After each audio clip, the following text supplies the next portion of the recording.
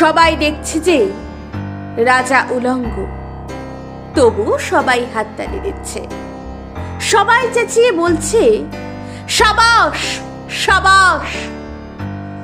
কারো মনে সংস্কার, কারো ভয়।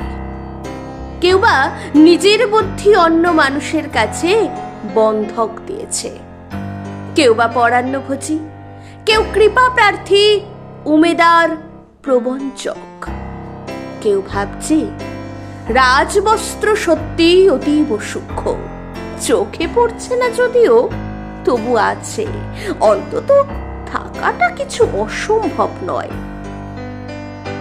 গল্পটা সবাই জানে, কিন্তু সেই গল্পের ভিতরে শুধুই প্রশস্তি বাক্য উচ্চারক কিছু আপাদমস্তক ভীতু ফন্দিবাজ অথবা নির্বোধ স্থাপক ছিল না, একটি শিশুও ছিল। সত্যবাদী, সরল, সাহসী একটি শিশু। নেমেছে গল্পের রাজা বাস্তবের প্রকাশ্য রাস্তায়।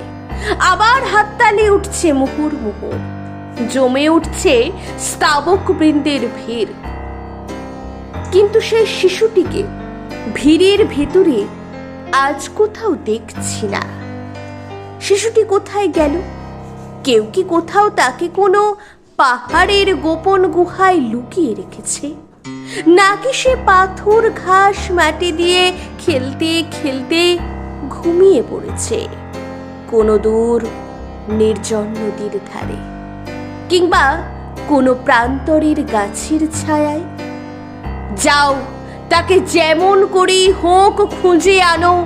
সে একবার ওই উলঙ্গ রাজার সামনে নির্ভয় দাঁড়াক। সে একবার ওই হাততালির ঊর্ধ্বে গলা তুলে জিজ্ঞাসা করুক, রাজা, তোর খাবার